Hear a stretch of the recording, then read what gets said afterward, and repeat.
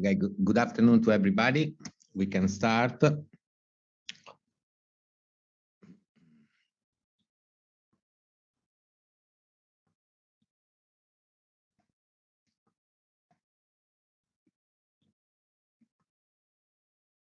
Okay.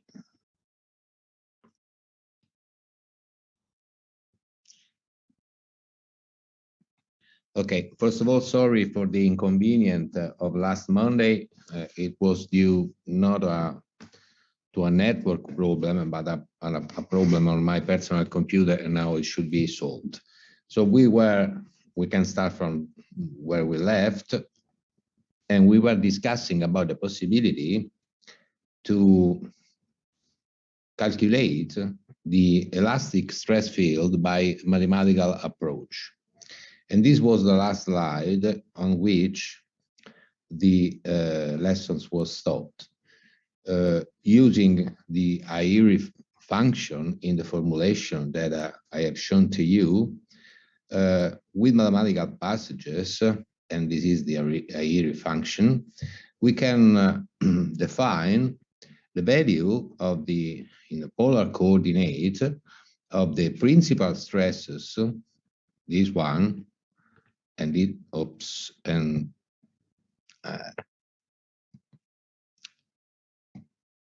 this one, yeah, sorry, it was the previous one. Okay, this one and this one, as well as we can also define the tangential stresses, this one, which is called sigma r theta, but it means tau r theta. And as you can see here in this more or less complicated, let me say, solutions of the mathematical approach, we do have some terms. Let's have a look to the first one. We do have a fourth term here, which is going to be dependent from the polar coordinate r. And then we do have a second term in which you see here r as an exponent as 0. This is not dependent by the r coordinates. And then we do have also other terms, which is a sort of series expansion. And this applies for the stresses that can be calculated, in which it compares, for example, in the first expression, the value C11, the second value C11, which is the same, C21, and so on. This approach can be also, let me say, made or translated, if you want, always referring to a mathematical approach, in a coordinate system which is xy. Before seeing this with a final formulation, let us say that the first term of the sine formula, that is this one, can describe stresses which are near the crack tip. The second term, that one in which it was written r with an exponent equal to 0, is constant and not dependent of the distance by the distance from the crack tip. And usually higher order terms are often neglected because in this estimation, because the errors which are induced are neglectable near the crack tip.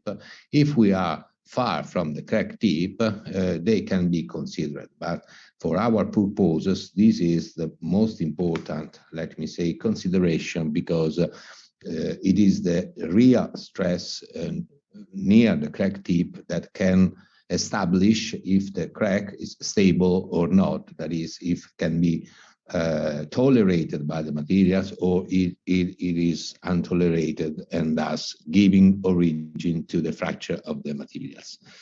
In a more concise formulations, in which, as we see, we can define the stress intensity factor that we know and that we need, K1 and K2 in this special case, the same equations in polar coordinate systems can be written in this way, okay, with the same meaning that we have said before.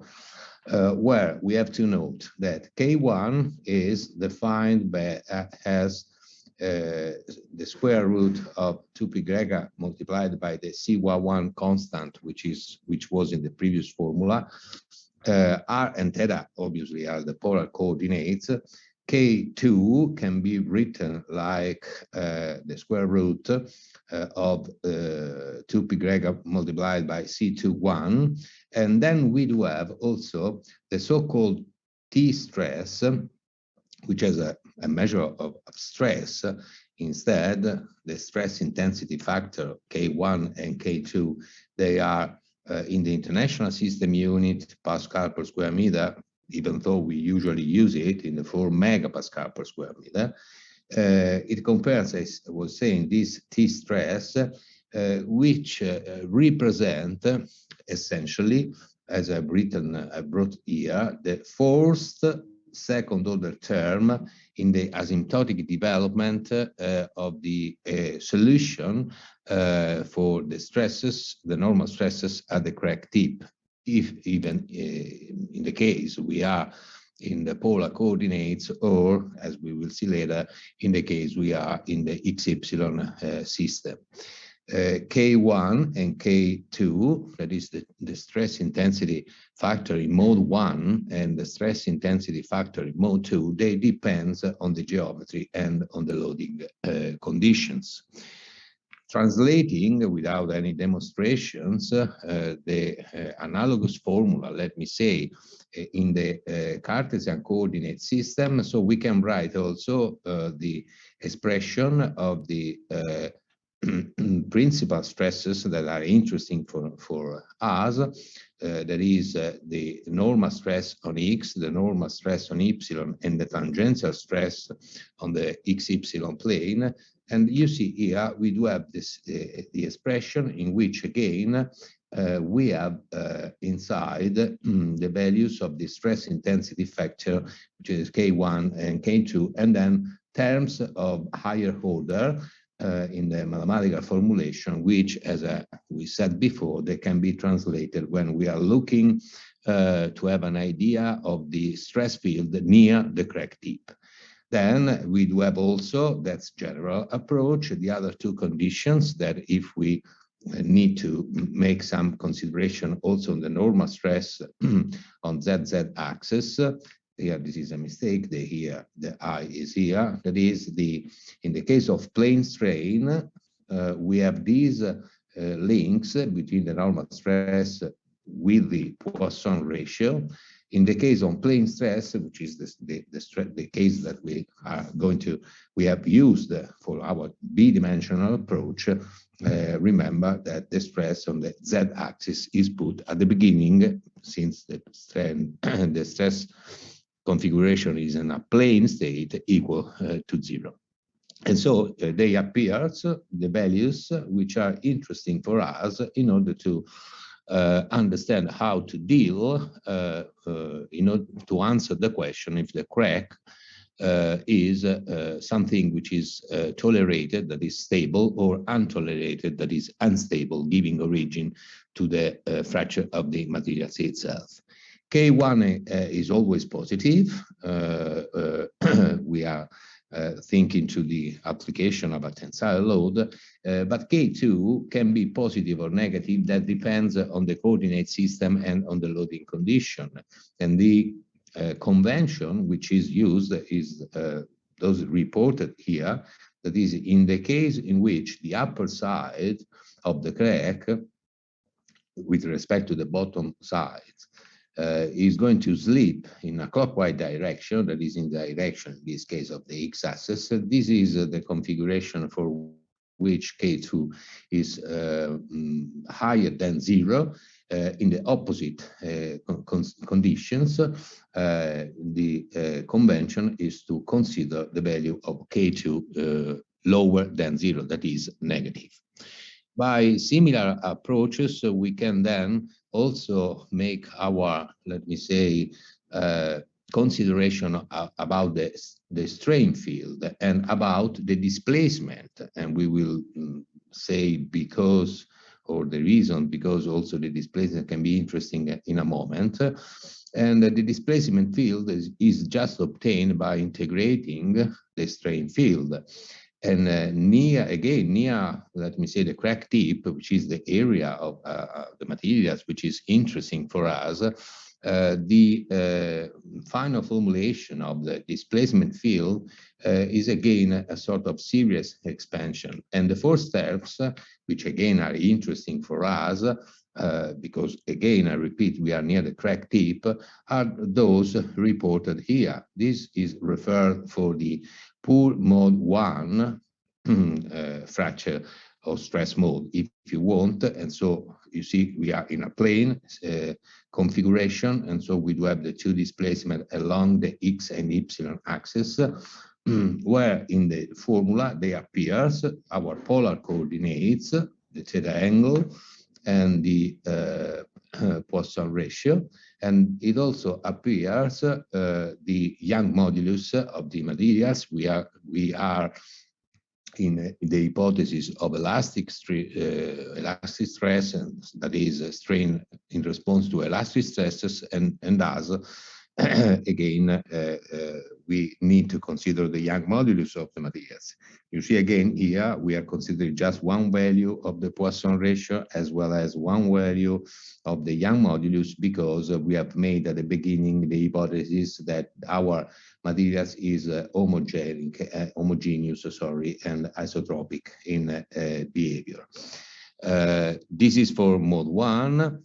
This is the final formulation for mode 2, where you see again the Young modulus, and you see again the polar coordinates are, and the polar coordinates theta for the displacement in the x direction and in the y direction. And I told to you, I don't talk to you before, but obviously mode 1 we do have k1, in mode 2 we do have k2. With this hypothesis, I have not discussed it with you before, the meaning of the k value, which is inside both formula. It's depending on the Poisson ratio, and it has these expressions in the case of plane stress or in the case of plane strain. So again, if we want to be a little bit more precise, we will take this one because in our b-dimensional model, we are talking about a planar stress state. And so we have, qualcuno sta intervenendo? C'è qualcuno con il microfono aperto? Somebody has the microphone open. Can please close? Thank you.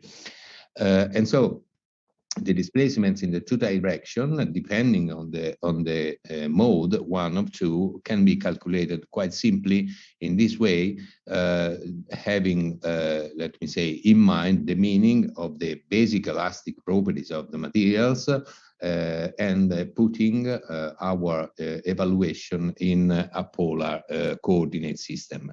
And obviously also in this case it is possible to refer to formulations for which we are going to use Cartesian coordinate system.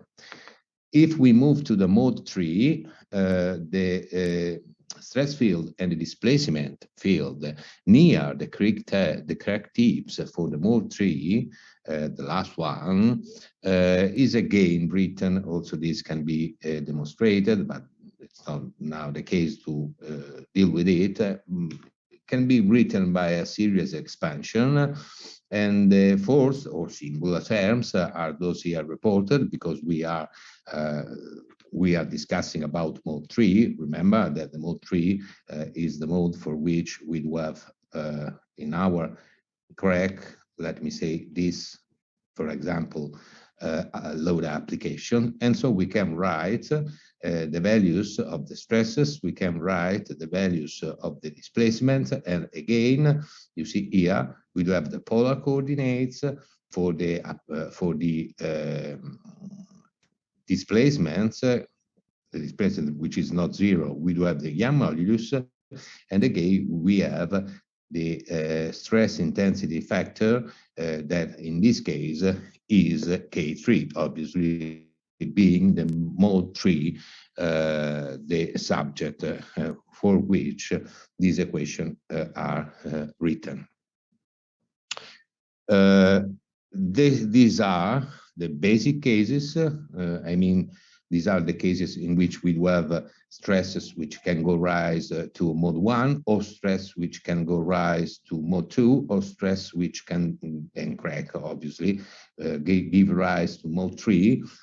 When we do have mixed mode loading, in which, for example, generally speaking, we can have contribution to crack opening or crack displacement by mode 1, mode 2, and mode 3, the principle of superposition can be applied. The principle of superposition can be applied by looking to the stress. And so generally speaking, with our formulation, which is a general formulation, and by neglecting again the higher order terms, the expressions can be written like it is reported here, with the contribution which are given by the stress intensity factor in the mode 1, the stress intensity factor in mode 2, and the stress intensity factor in mode 3, just summing. And this is the meaning of superposition, the principle of superposition. And our expressions, if you come back, let's have a look to this one, but the same applies also for the previous equation that we have written.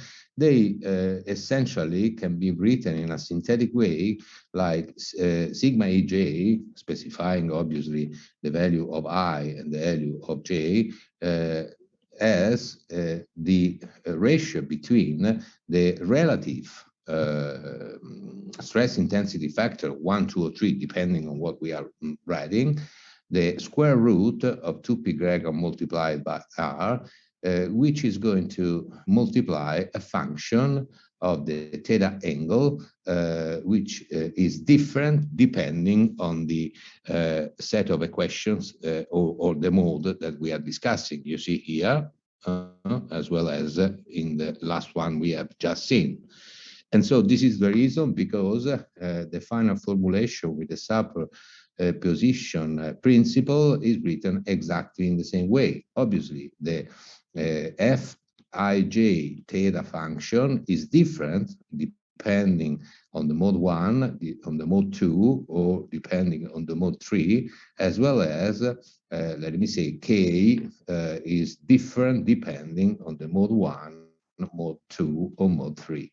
But in this, with this hypothesis, which works quite well because stresses can be summed, we are able, let me say, to define in a mixed mode loading, generally speaking, when they exist all, or they exist just two or just one, the formulation of the stress tensor sigma ij, which represent the stresses which are near the crack tip, that is, in a material point for which we do have a distance from the crack tip, which is r, and an angle with respect to our coordinate system, which is Cartesian, which is theta. That's polar coordinate.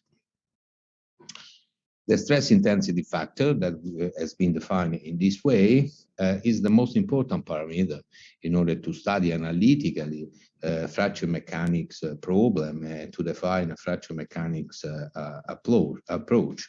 And please remember that at this stage, we are discussing about elastic stresses, and so it says to us the intensification of the stress near the crack tip. And so it depends on the specimen geometry, depends also on the crack length, on the type of loading, obviously, because that depends, for example, the mode which we are discussed, and obviously also the quantity, the magnitude of the applied load. This is the most common for K1, K2, and K3 unit of measurement which is used, engineering, even though somebody with a microphone open can close it. Thank you.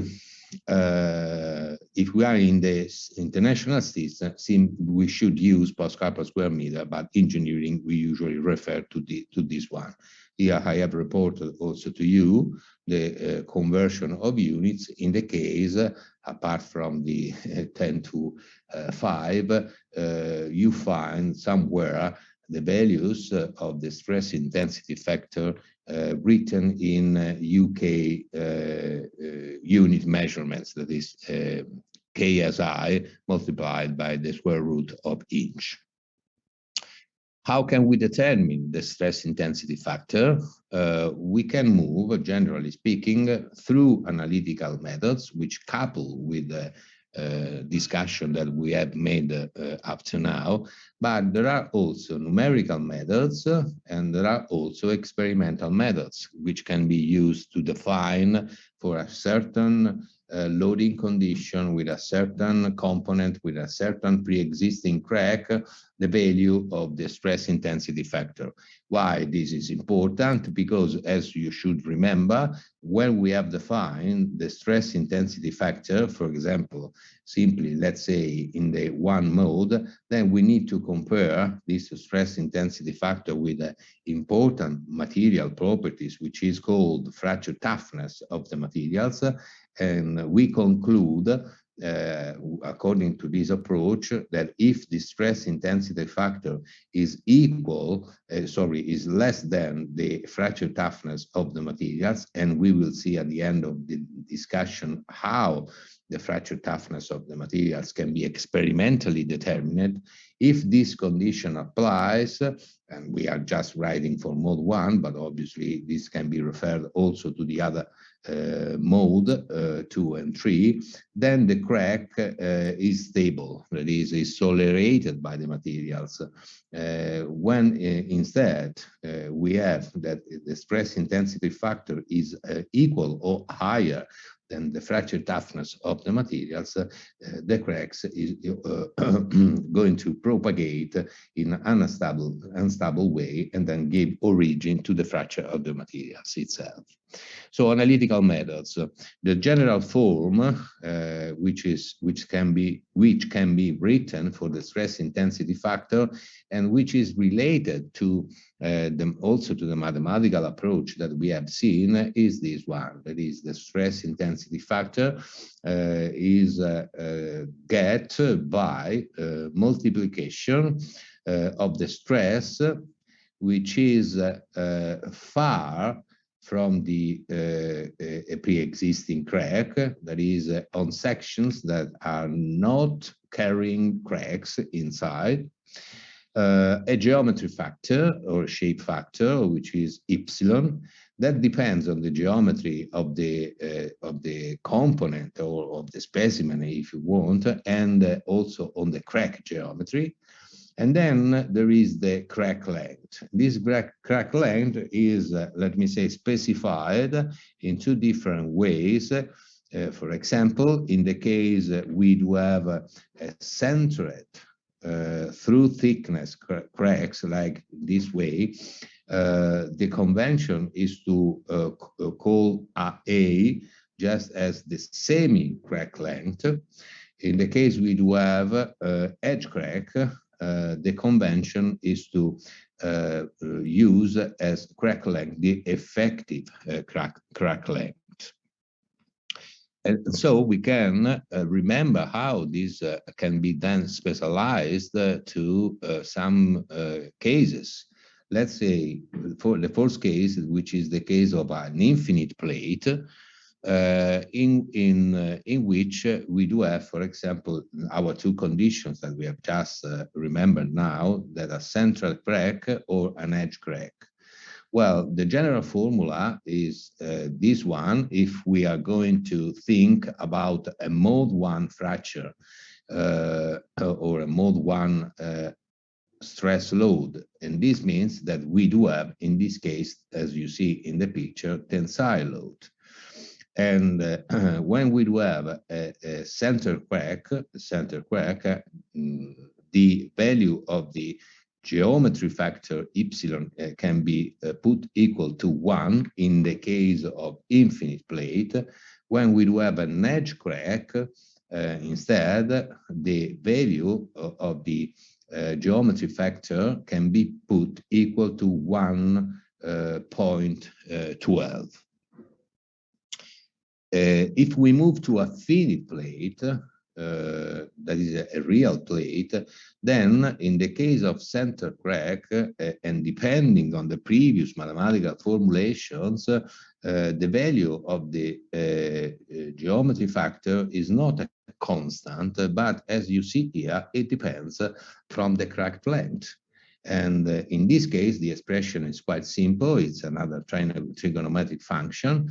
But remember that if we are in this case, and for example, we are going to apply the concept of fracture mechanics to fatigue of materials, where the fracture can have, if the materials is able to show a fatigue resistance, a period of stability in which, starting from an initial value of the crack, after a certain time, certain number of cycles, fatigue cycles, we can reach, for example, a value higher of the crack length, where in the calculation we need to remember that we must operate in an iterative mode, because the value of the geometry factor is not constant, but depends on the crack length.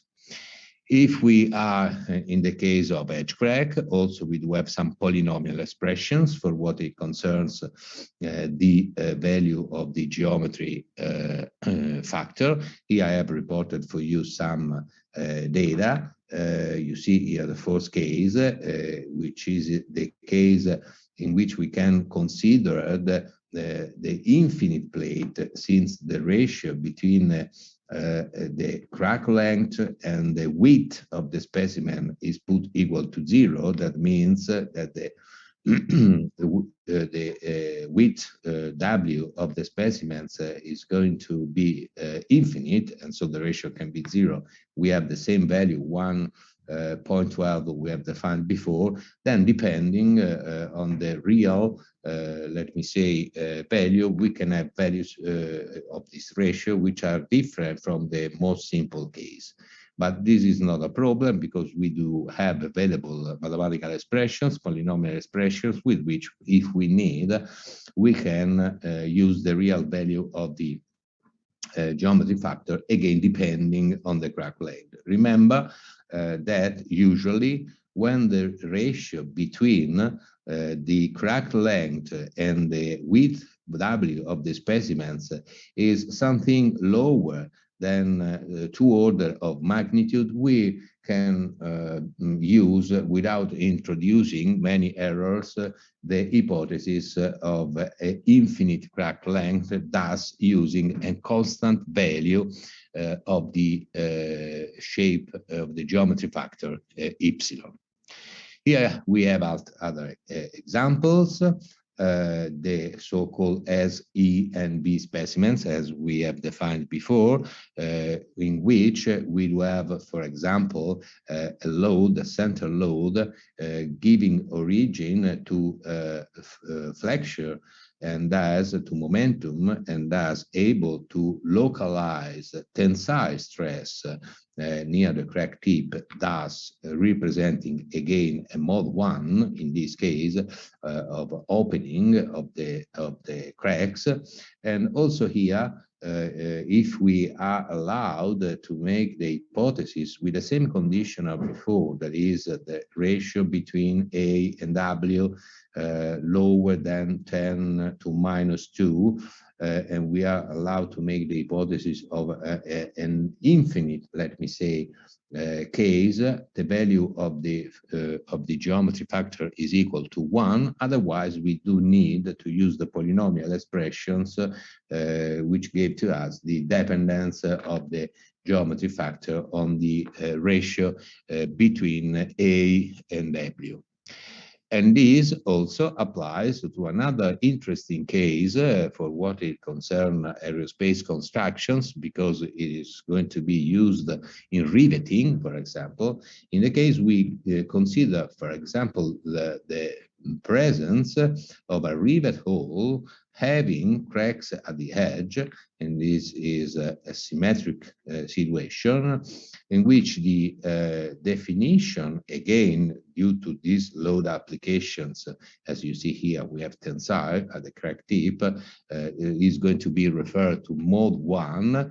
And also in this case, we can have the hypothesis of infinite plate, and depending on the case, we have one of two cracks.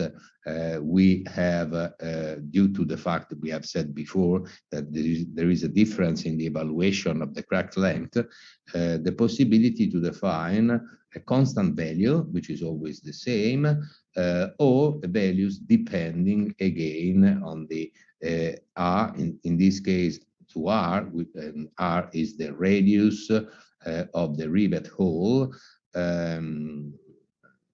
depending on this ratio, to define the values to be used in the definition of the geometry factor. The first case, this case is a case in which you see here we have made the hypothesis of uniaxial loading. But another case which is interesting for the applications in our field is the case of biaxial loading, because this is, for example, used or in the so-called membrane state stress. And with the same meaning of the symbols of the previous slides, in this case also we do have the possibility to make the hypothesis of both direction of infinite plate, and so having a constant value of the geometry factor, or values which are depending on the A to R ratio again. Please note that this is 0.71, that when we are going in the situation A to R, which is very large, this means that we have we do not have the effect, let me say, of the circular hole, that is of the rivet, because the transverse loading, this transverse loading on the crack is 0, so uniaxial case is similar to biaxial case. And we see this, for example, looking, you see here, we do have the same cases, okay, in the case of uniaxial loading, because the transverse load can cause closing of the crack. What about the use of the superposition principle that we have defined, generally speaking, by a mathematical approach before? This principle can be obtained by, in order to obtain the stress intensity factor. For example, if we consider, let's consider this case, the case of a single edge crack under uniaxial loading and a moment loading being present at the same time, like in here it is reported. What we can say, generally speaking, also for the case 1 and the case 2, in this case we do have just mode 1 and mode 1. Also in this case, we can use the superposition principle as in the general, let me say, approach, remembering that what we can sum are the stresses. And so we will have definitions of the stress tensor depending on the theta angle, which depends on the distance from the crack tip, and which is going to be given by the contribution of the stress intensity factor K1 related to the application of the moment, and the stress intensity factor, again in this case, K1 related to the tensile, let me say, load. So the superposition principle can be used also not only when we have mixed mode loading, but also when we have the same mode loading, like in this case, which is just mode 1 loading.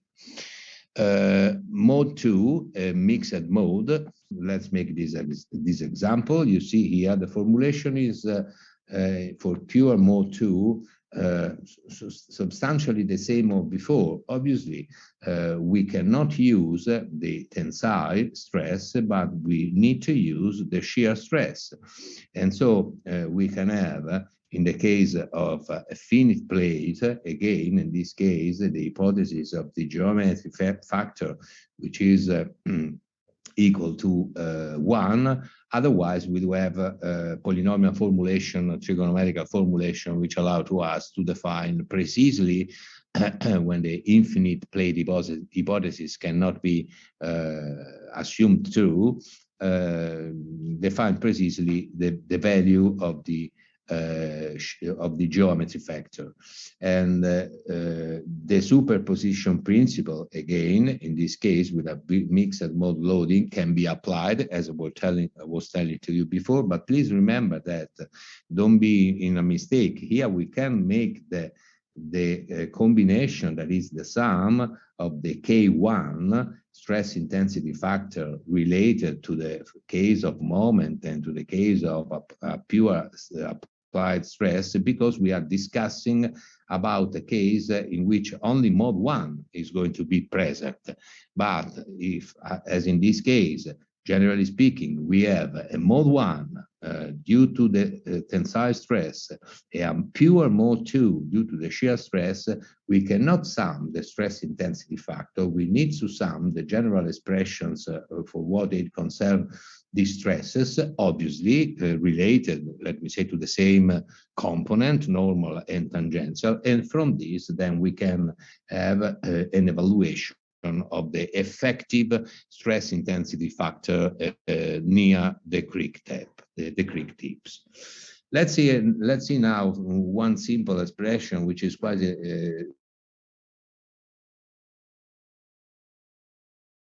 very simple, but it will be interesting for you. A pressure vessel, and I want to combine some of the concepts which are. I see a message. The internet connection is not stable. Can you hear me? Sì, ora sì. Prima. Mi sentite, ragazzi? Sì, sì. Okay. Now the internet connection is stable, which is interesting because this deals with safe pressure vessels, and then, for example, to recall some criteria for which we can make a material selection, combining concepts that are belonging to our background for what it concerns material resistance and system design. And let's start, for example, with a spherical. It could be also a cylindrical. There is just the difference in these two factors, I remember to you. And the cylinder can represent, without the edge effect, the fuselage of a plane. Let's make the example of a spherical pressure vessel like this one, which is subjected internally to a constant pressure values, which has a radius, which we are going to call, in this case, usually due to the fact that we are going to make a simplified approach related to thin wall pressure vessel, the difference between the internal radius, the external radius, or the mid radius can be neglected. If you want to be a little bit more precise, you could use the mid radius that is putting together with half of the thickness, but in this example, I just use the inner radius, and having a thickness of T, and having, for example, one pre-existing crack through thickness like reported here. Well, if you have in mind a simple ball and you are going to insufflate, for example, here, like you make it with the children in this ball, what is going to happen? It's going to happen that our ball is going to expand. And so this means that if we are going to look to the thickness of this very small membrane, we have tensile stresses inside the through thickness distributions. And the values of the tensile stress, which are this one, can be calculated in the hypothesis of a thin wall pressure vessel. This applies also in the case of cylindrical by the so-called Marriott law. You see, this is the hypothesis for which we can make the assumption of thin wall, and is equal to the expression which is reported here. So we are able to make a correlation between the tensile stress, which can affect the behavior of eventually a pre-existing crack, with the pressure inside the pressure vessel, the radius of the pressure vessels, and apart from this coefficient, which is not present, as I told to you, if we would discuss about cylindrical, but is present if in this case in which we are discussing about spherical pressure vessel, then there is the thickness, the material thickness. So our aim is select a thickness for a given pressure vessel, for a given pressures, and usually if we do not follow the fracture mechanic approach, the conditions is that related to the fact that the maximum tensile stress inside the material must be lower than the yielding stress of the material itself. And so if we use also these simple conditions, we can define a value of the thickness in order to match these design criteria.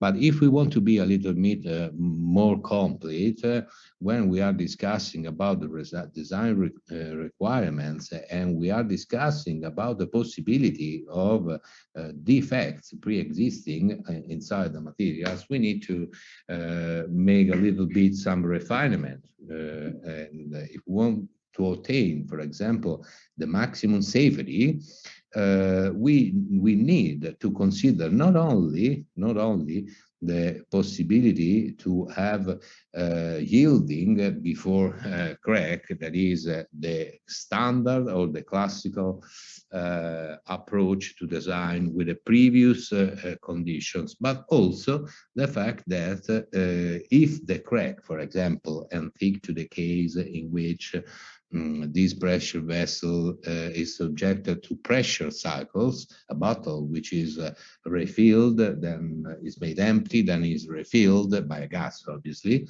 We want to avoid also any outbreak of our pressure vessel. So we want to put in the condition to have a leak before breaking due to eventual crack instability.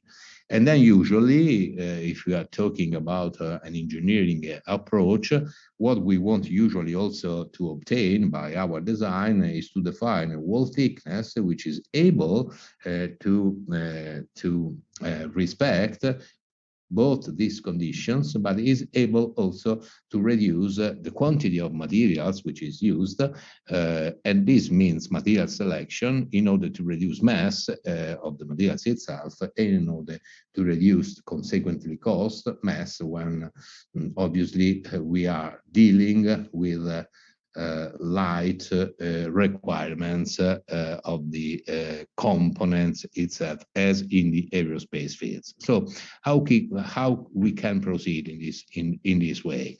And so we need just to introduce some consideration which are related to fracture mechanics, because the standard are those which are referred before, just putting the attention on the yielding stress of the materials. We know that the stress for crack propagation, now we are in pure mode 1, that's our hypothesis, is, and the maximum stress is related, as I told to you, then we will define it again, to the fracture toughness of the materials according to the expressions that we have seen before. And so if our safety criteria must be matched, we need to ensure that that the working stress is lower than the critical stress for crack propagation. But at the same time, we can get, let me say, an higher, as I write here, a greater security if we ask also that the cracks will not propagate even if the stress reaches the general yield stress of the materials itself. Why it is? Because we will be able, for example, to detect, in this case, plastic deformations, so large deformations, and this means that we are, let me say, advised that our component, in this case the pressure vessel, is going towards a critical situations. And so if we want to translate this sentence, we should say that the critical mass at maximum must be equal to the yielding stress of the materials. And so just using the previous expressions, we can have a definition of the critical length of the crack, knowing the values of the fracture toughness of the materials, knowing the values of the geometry factor that depends on the crack locations, and knowing the values of the yielding stress of the materials itself. Let's go on. So if we want, as we see here, okay, if we want to select a material for which we can have the higher or the highest, if you want, tolerance with respect to the crack size, what we need to maximize? We need to maximize this ratio, okay? And this is the meaning of what is written here. That is, we must choose a material having the largest value of this ratio, which is going to condition the value of the critical size of the pre-existing crack. Lag before leak, like for example in fatigue, as I told to you before. Well, in this case, if this is our design safety criteria, what we need that if we have our crack inside and then we have a propagation of the crack, for example, due to cycle loading, well, the total length of the crack before leak, that is before having a fracture inside the material itself, must never reach, that's the condition, the critical length, because when we reach the critical length of the crack, then we go on the unstable propagation of the crack itself. And this can give to us direct conditions on the thickness of the materials, that is on the thickness of the walls of our pressure vessel, because we must put ourselves in the condition for which the stress intensity factor, which is calculated according to the general formula, never reaches or never is higher the value of the fracture toughness of the materials. And so by using this, we can define the stress, which must be less or equal to this critical value, in which we do have inside the expression of the thickness, because the thickness, doubling the thickness, that represents, let me say, the wall length of the crack when we have leak and we do not have explosion, essentially, of the pressure vessel. So, so if the wall thickness is designed, as we are going to say, to contain the pressure P without yielding, this means from Marriott that the thickness must respect these conditions. And then if we substitute, so we are combining both to have the best safety, if we substitute with the expression that we have just got in the previous slide, these allow to us to make very simple passages, which are reported here, as you see. And finally, if you see, if we see this, the final expression is this one, okay?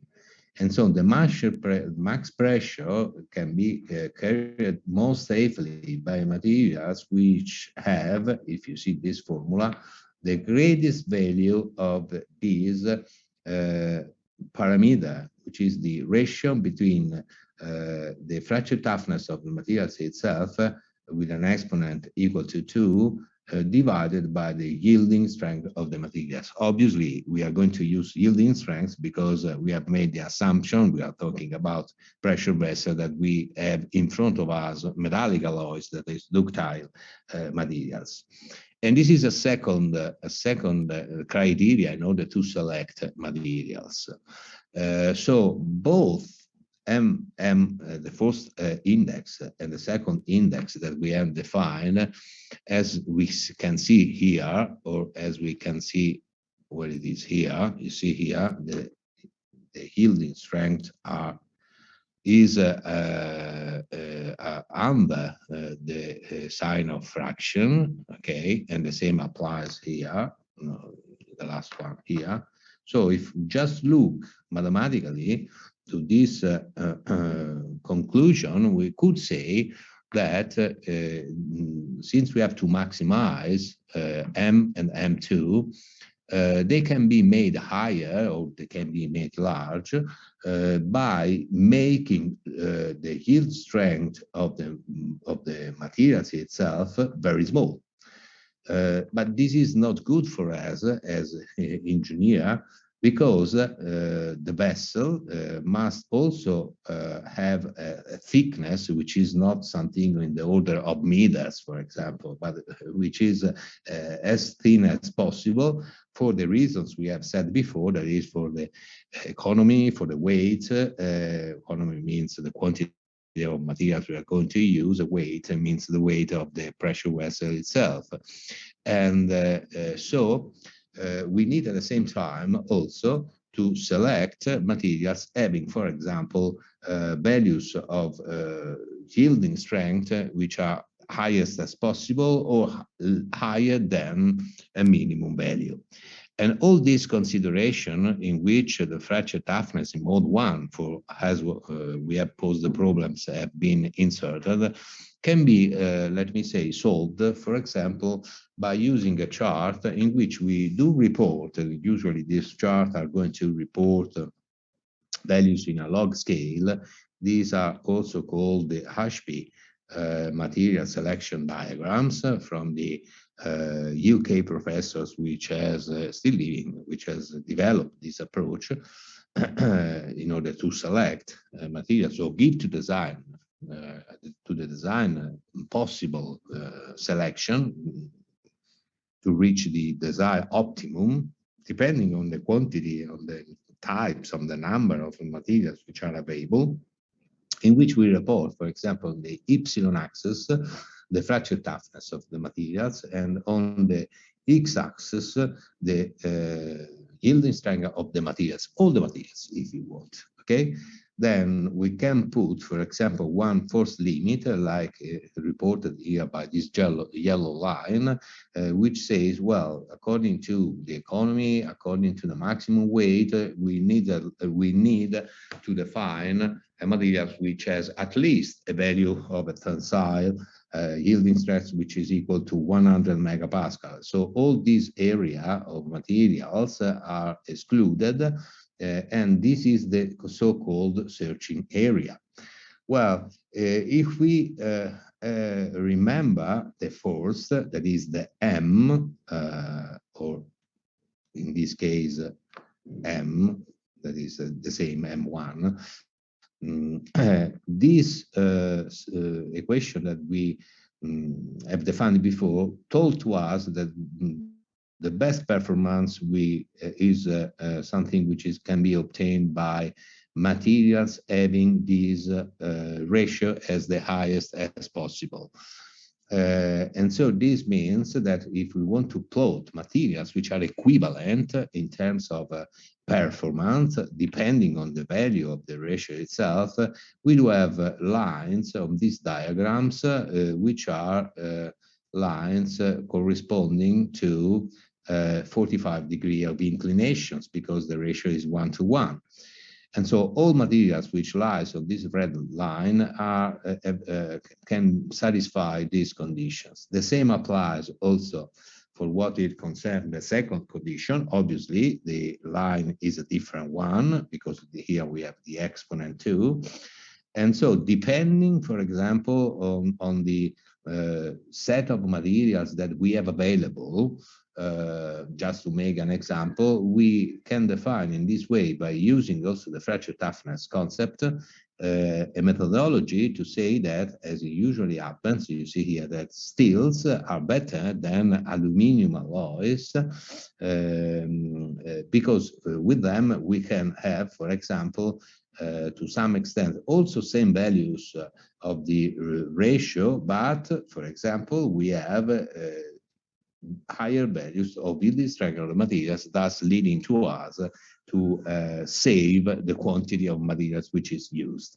Tough steel, for example, they do have values of the M ratio which is equal to higher than 0.6. Titanium alloys, they have a value of the M ratios that are around, that depends obviously on the titanium alloys, but just to have an idea, 0.2. And so if we want to respect the M conditions, tough steel, they are better than titanium alloys, and this gives to us then inside the class of the tough steel a criteria to select the most performing. Then we have to design, but the most performing materials for respecting our safety criteria in relationship to the materials, not all the materials existing in the world, but for example, the materials that are available for us for production problems, or because we will have them in stock, etc., etc.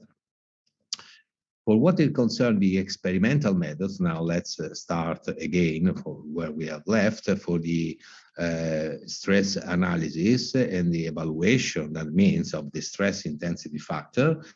What we have seen up to now are the analytical methods. There are different possibilities. One is the use of strain gauge, which are,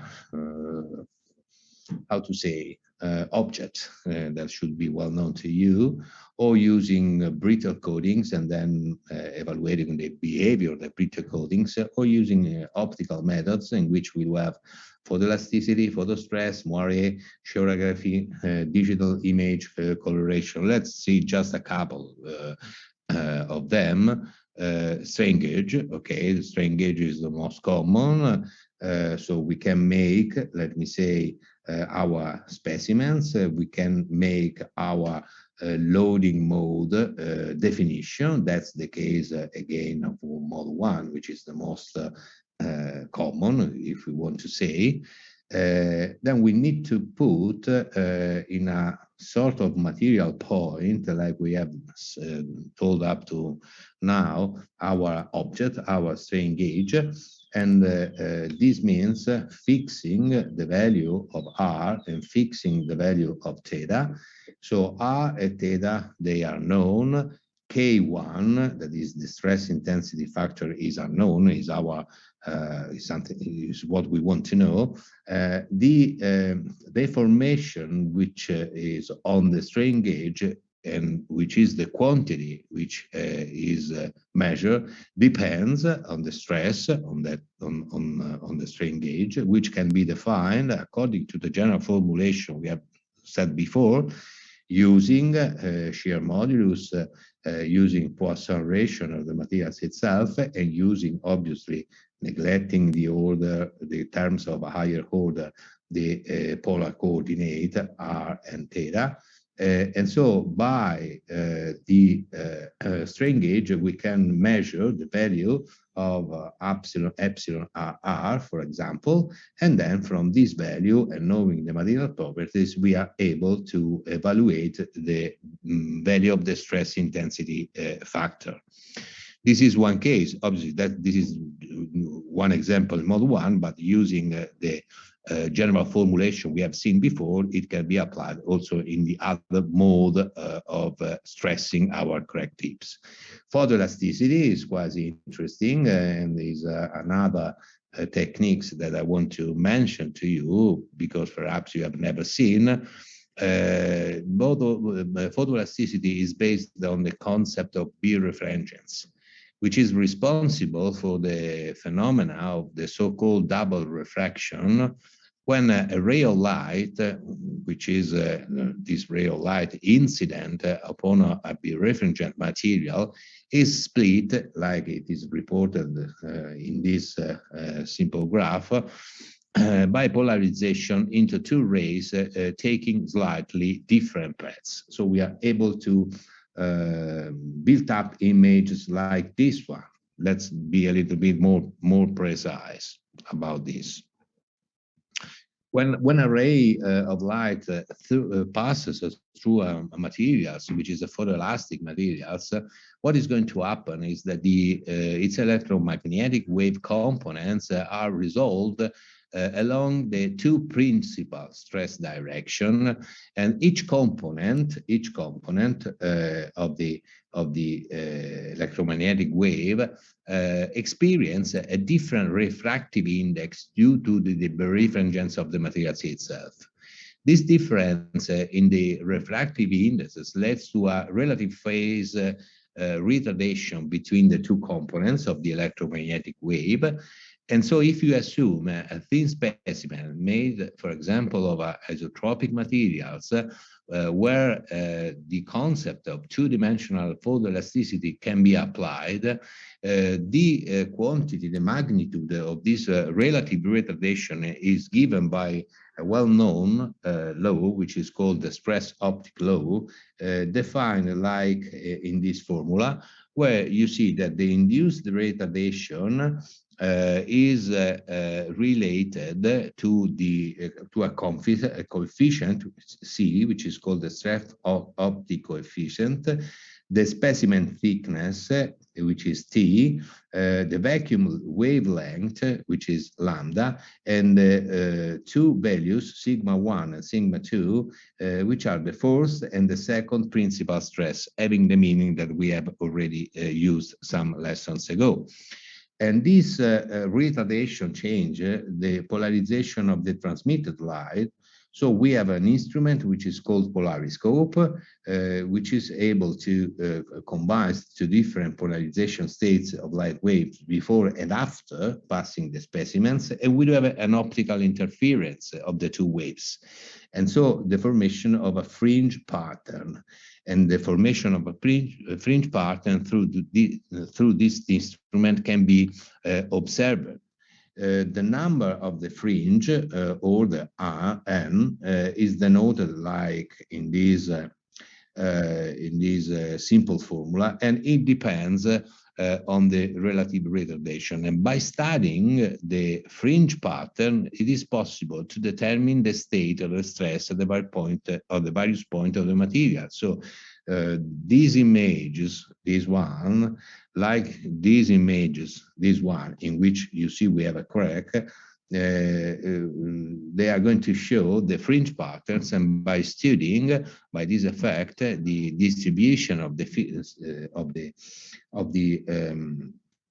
fringe patterns, we can have an evaluation of the principal stress near the crack tip, which is the something which is allowed to us to evaluate the stress intensity factor.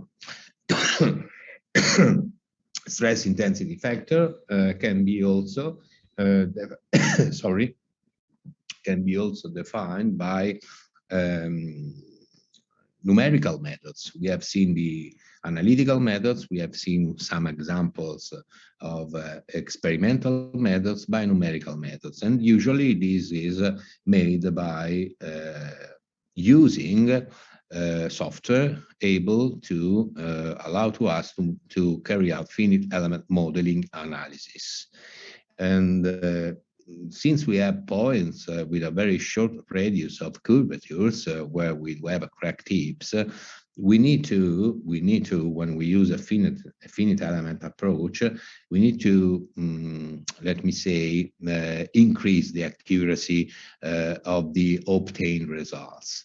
And this can be made in principle by using three approaches. I would say the third one is a combination of the first two, the so-called H method, in which we refine the mesh by using high number of elements, so increasing the number of elements, or the P method, in which we do not refine the mesh, but we are going to use more accurate elements, that is high order elements, or that, as it usually happen, combining 1 and 2, that is refining the mesh by using, where it is necessary, higher order elements. Only where in the zones in which high stress gradients are present, that is the stress concentration zones, that is around or near the crack tip, in order not to increase too much the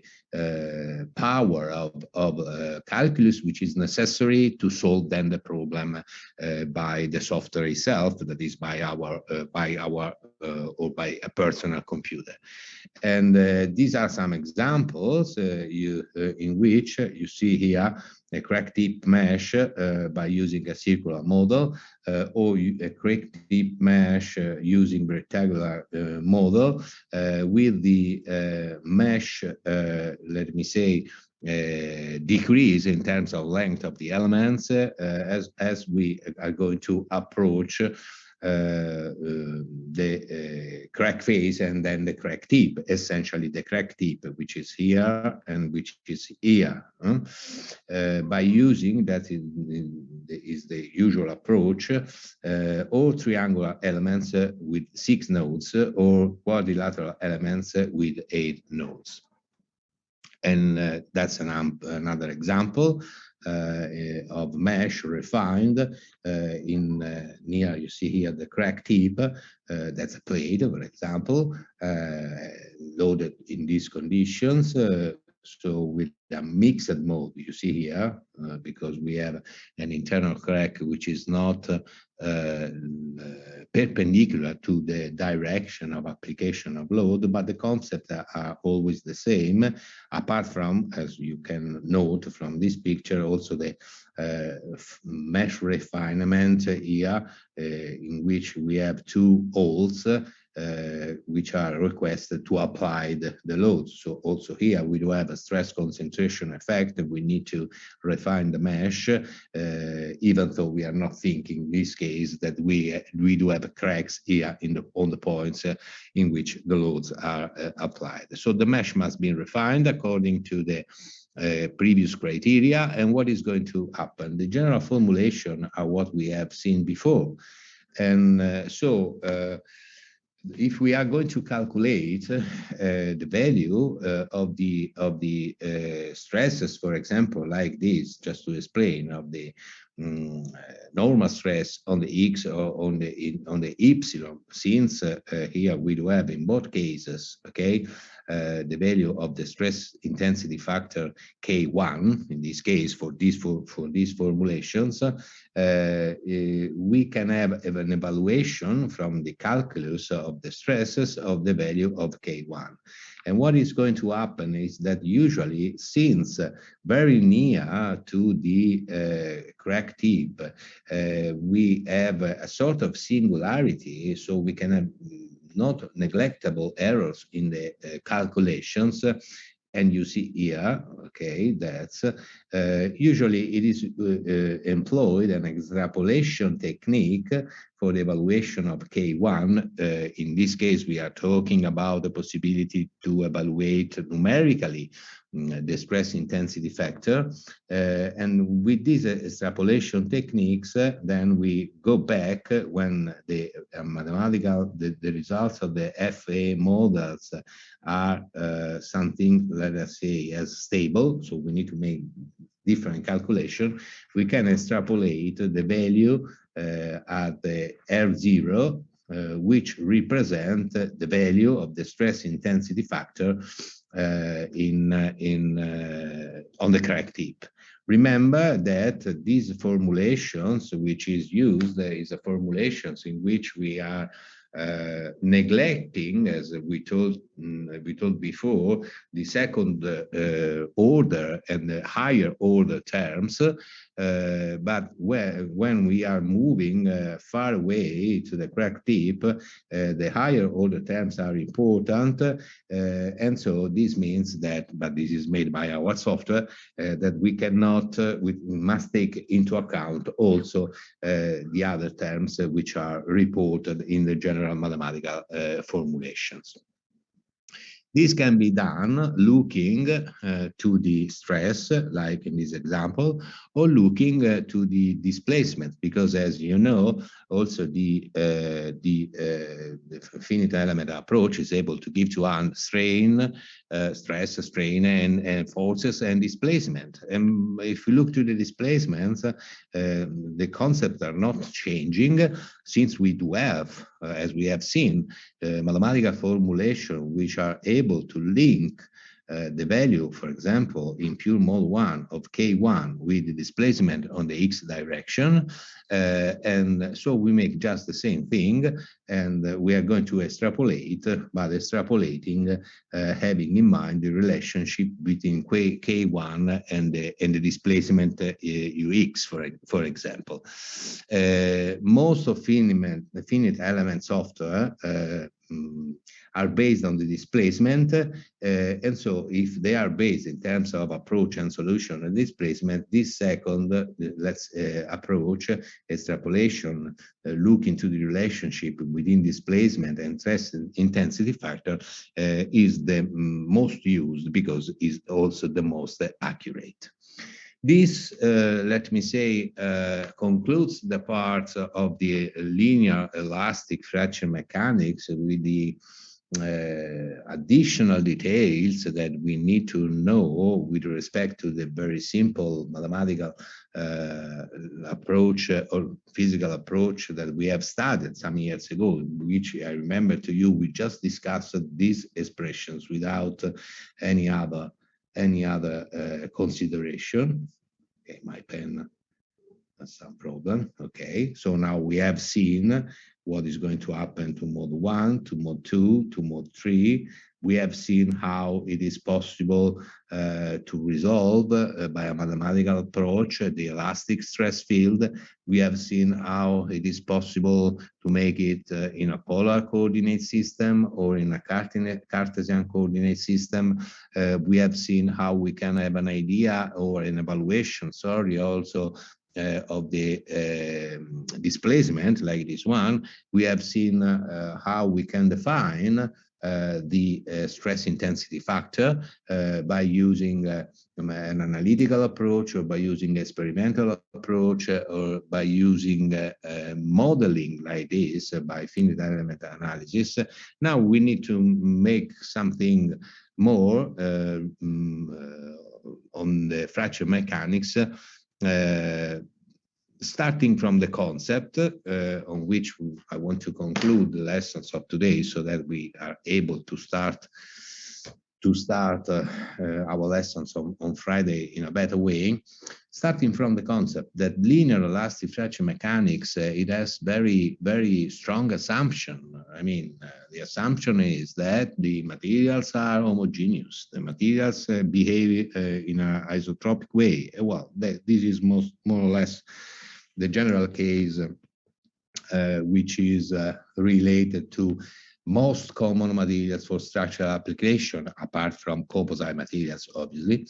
But also the assumption is that the materials behave elastically. And here we have, to some extent, made the hypothesis that the materials is behaving elastically and linear elastically till rupture. And as we know, this applies also and only to brittle materials.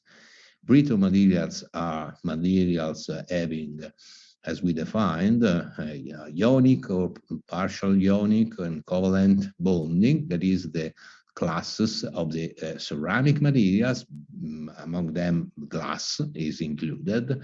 And I mentioned glass because it was the first materials used to study fracture mechanics problems, or at least if we want to change classes of materials, we are thinking about the class of polymeric materials, but not always just the thermoset materials or the thermoplastic materials under the glass transition temperature.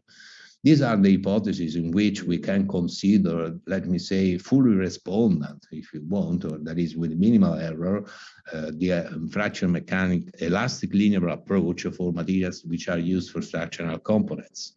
But this excludes all the classes of the metallic alloys that we know they are very important for us. Why? Because the metallic alloys, they do have the possibility to show a ductile materials. They do have a yielding, okay, which is not the case of brittle materials behavior.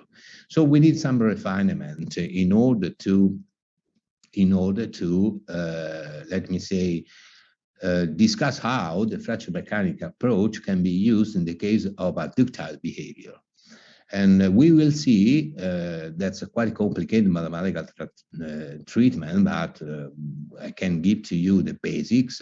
One general approach for the elastoplastic fracture mechanics, that is fracture mechanics which can be applied to materials showing an elastoplastic behavior, and which is based on the so-called J-integral method.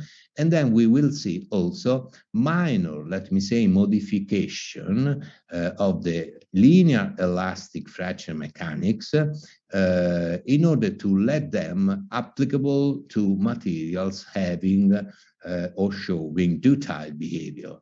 This minor modification, which allow to us to treat, let me say, with mathematical approaches simple than the J-integral, has its validity, generally speaking, because when we are going to think about metallic alloys, which can be used in application as the application which are interesting for our fields, that is components which are high performing in terms, for example, of yielding, then we have materials which are ductile. Yes, they are ductile. It's undoubtable, but they are not ductile as copper, for example. So the high strength materials, they have ductile behavior, but the ductile behavior is not so relevant as it can happen in metallic alloys not used for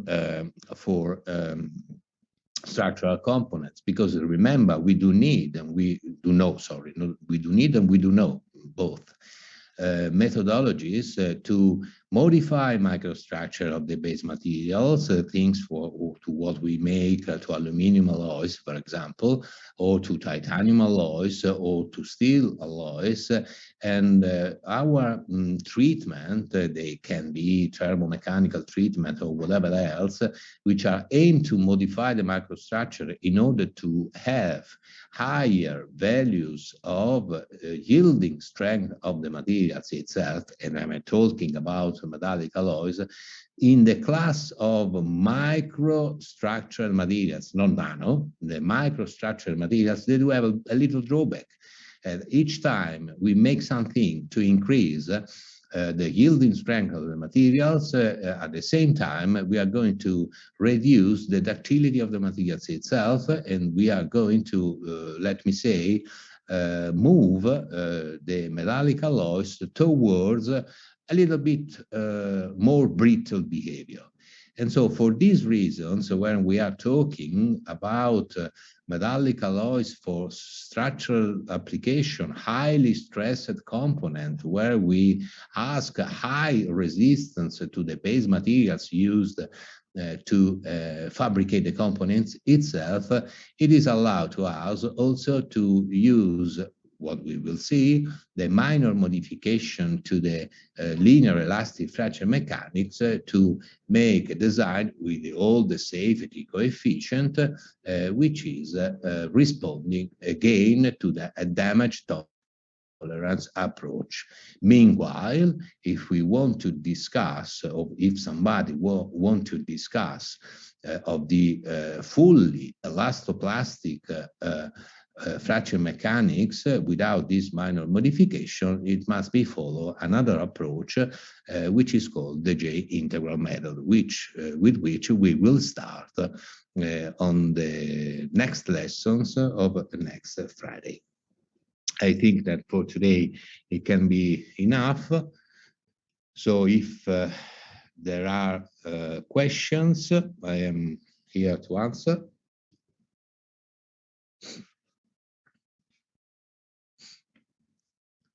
It seems to me that no questions are coming for you. And so I close these lessons today and see you on next Fridays. Bye bye to all, arrivederci a tutti.